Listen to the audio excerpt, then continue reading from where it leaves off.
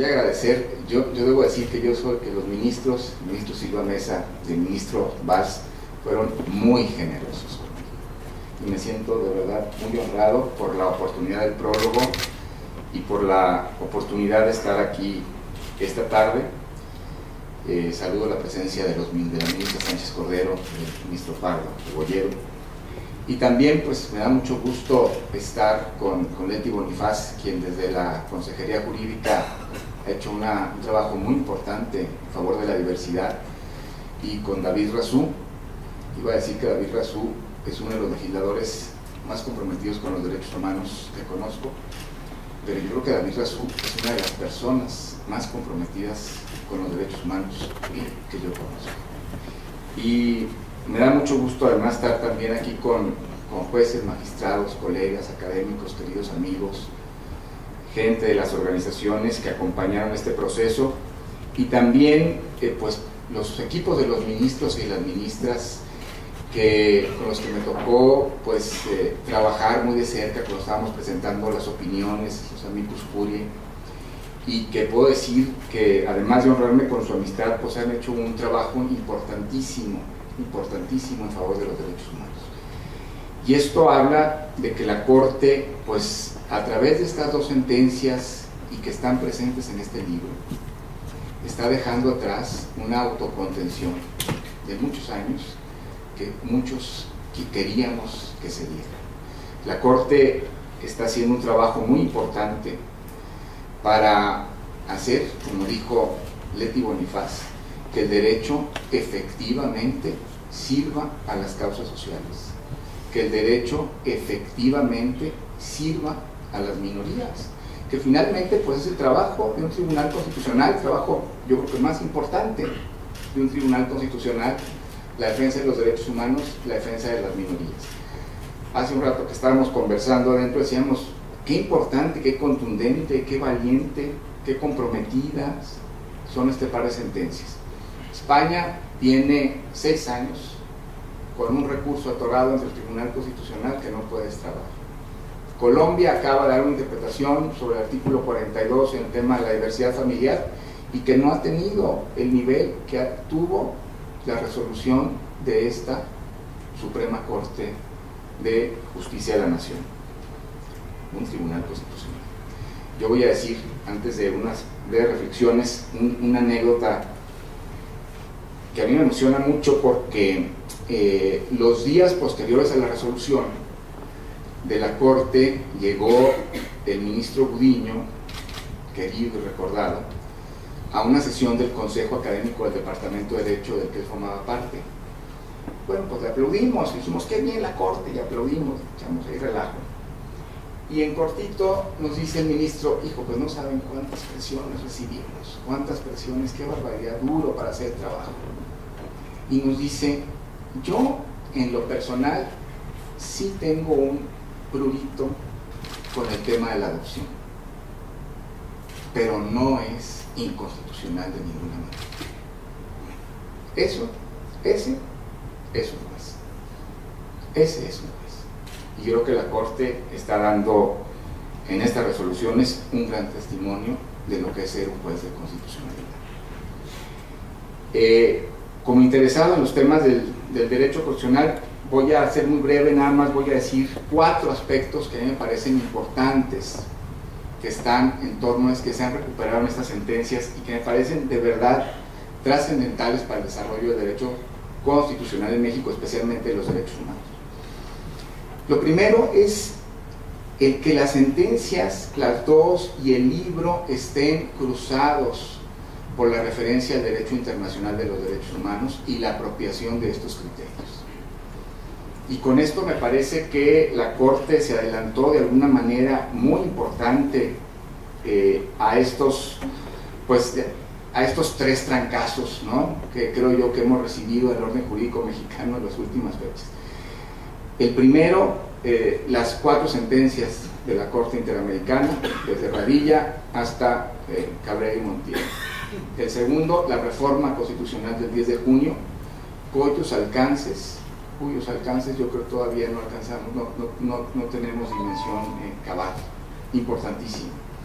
Y el tercer caso pues fue la misma reflexión de la Corte en la consulta a trámite hace un mes, cuando estábamos todos de vacaciones y descansando muy tranquilos. De repente la Corte nos lanza una reflexión y una resolución contundentísima sobre el alcance de la jurisprudencia interamericana. Y esto está cruzado en ambas sentencias. No tan claro la jurisprudencia interamericana, porque finalmente en el sistema interamericano va llegando un poco tarde a estos temas, ¿no? El Tribunal Europeo de Derechos Humanos pues tiene 30 años de jurisprudencia, ¿no? Dodge contra Irlanda, el tema de la penalización de las relaciones homosexuales, el caso Reis contra Reino Unido, que están perfectamente documentados en el libro.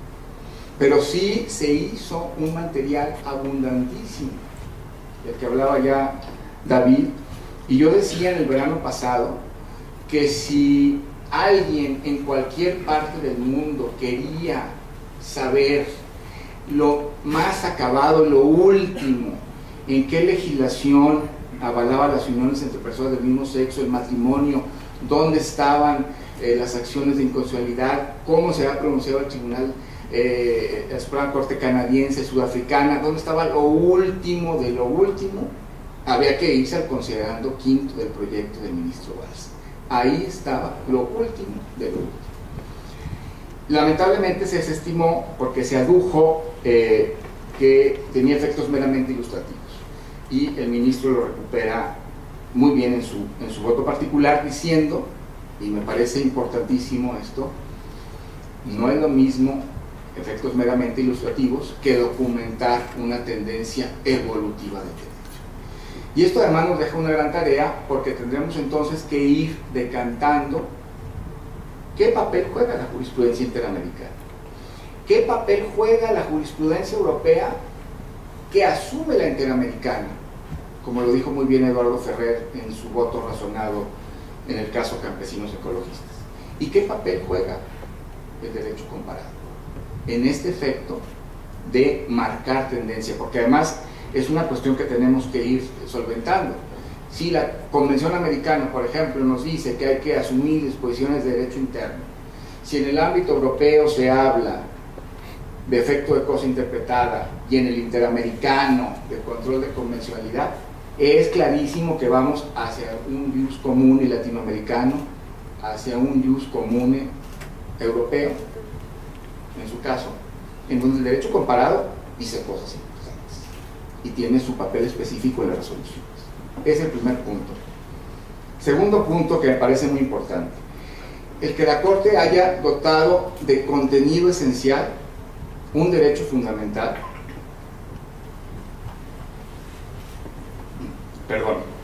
de configuración legal, como es la protección de la familia en sede del legislador ordinario. En la discusión se dijeron cosas muy importantes: facultad del legislador ordinario, local, el tema del matrimonio, es una garantía institucional. Pero el que la Corte haya dicho aquí hay un contenido constitucional, lo dicen los ministros claramente en el libro. El que se le impida a las parejas del mismo sexo contraer matrimonio viola el artículo primero, entonces párrafo tercero o párrafo quinto de la Constitución. Y eso nos da otra lección de la Corte: todos los derechos, absolutamente todos los derechos, tienen un contenido constitucional que debe ser resuelto en sede del Tribunal Constitucional. Los derechos sociales, que han estado tan rebajados, los derechos político-electorales, también este derecho de configuración legal. Y además con cuestiones muy importantes que la Corte ha ido diciendo a través de su jurisprudencia, lo ha ido redondeando muy bien. No todas las limitaciones por sí mismas cumplen con los derechos, tienen que pasar un test de constitucionalidad. Ahí está el caso Acámbaro. Bueno, eso es cuando una ley puede estar afectada en constitucionalidad, pero al contrario, censo, también lo vemos aquí. O sea, una ley que protege los derechos humanos, si desde una instancia del poder público se pretende disminuir su eficacia, tiene que pasar un control de constitucionalidad, y además ese control pasa por un escrutinio estricto, porque está documentada una categoría sospechosa. Lo decía el ministro Saldívar también en el voto particular. Ese es otro tema. otros dos. Y uno que me parece muy importante porque llega a, pues a la función que yo hago, a lo que me dedico en la vida, que es académico, y que tiene que ver con lo que en los últimos años ha hecho la Corte de democratizar su función. Es una democratización de la alta magistratura en la interpretación constitucional, y que, ya lo decía David, es darle la bienvenida a las opiniones técnicas, científicas, a la figura del amicus curiae, lo que hizo Ombus Gay, lo que hicieron los profesores de la Universidad Torcuato Itela, el gran estudio que hizo la Universidad Nacional Autónoma de México, y que va desmontando una especie, digo yo, de imaginario esotérico, ¿no? Que durante mucho tiempo dijo que, bueno, los jueces, por tener sub judice un caso, han contado con absolutamente todos los elementos para resolverlo. No es así, no es así. Entonces, el plantear lo jurídico desde afuera y el abonar a los estudios interdisciplinarios para documentar las resoluciones es un gran acierto también de la Suprema Corte. Un último punto, y que es el corazón de las resoluciones, es desmontar el imaginario sobre los derechos de la sexualidad. Y que es, ahí me parece que la Corte dio el corazón de la interpretación constitucional y abrió la ventana de esas prerrogativas a las que las personas tenemos derecho. O sea, el imaginario jurídico social mexicano nos dijo siempre que todo estaba contenido en un único modelo de familia, es decir, que necesariamente había concordancia sexogenérica porque los hombres sienten hombres y las mujeres mujeres, que necesariamente las relaciones sexuales se tendrían que hacer con personas de distinto sexo, y en el matrimonio donde además se debían ejercer los derechos reproductivos. Y la Corte, en esta filigrana jurisprudencia que silvana con este caso de la transexualidad, con el caso del matrimonio y la interrupción legal del embarazo en el DF, nos va diciendo otra cosa: son derechos diferenciados. Claro, quienes los hacen valer son las minorías, porque evidentemente quien no tiene una alternativa distinta a su concordancia sexogenérica, o es heterosexual, o decide casarse y tener hijos dentro del matrimonio, no reivindica. Pero la Corte nos dijo claramente, son cuatro derechos los que están protegidos en la Constitución bajo el paraguas del libre desarrollo de la personalidad. Uno, la posibilidad de la identidad sexual y la concordancia sexogenérica o decidir un cambio en esto. Dos, la libertad sexual, ¿no? Que me parece muy importante porque esta resolución, y me refiero al matrimonio, pues documenta lo que Marta Lamas ha llamado la democratización de la sexualidad, ¿no? Ese libro de Carlos Monsiváis que ella presentó, que se abre esta puerta, dice: la ética de la sexualidad, me parece precioso, ¿eh? La ética de la sexualidad no está fundamentada en el objeto del deseo, es decir, si es homosexual o heterosexual. La ética de la sexualidad está fundamentada en la responsabilidad y en el consentimiento. Me parece que eso es la Corte. Es el segundo derecho.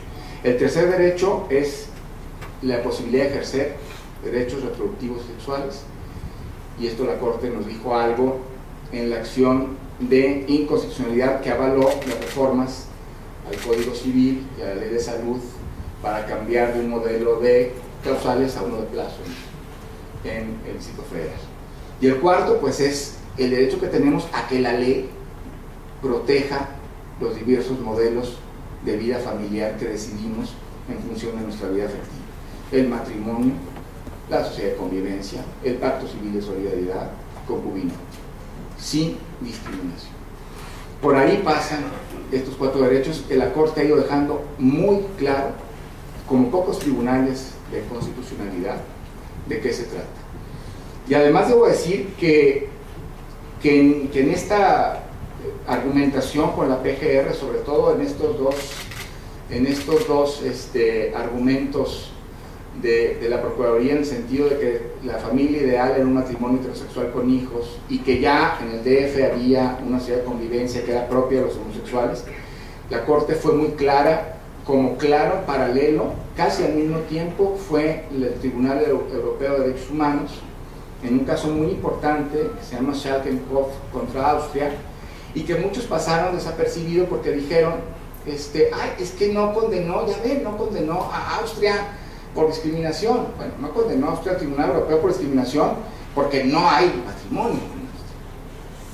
Y ahí concedió un amplio margen de apreciación. Pero lo que dijo el Tribunal Europeo en ese caso sobre la extensión del modelo de vida familiar a parejas del mismo sexo y sobre la tendencia evolutiva de las figuras de uniones de hecho hacia el matrimonio es casi idéntico a la reflexión que la Suprema Corte de Justicia de la Nación hizo en el verano de 2000.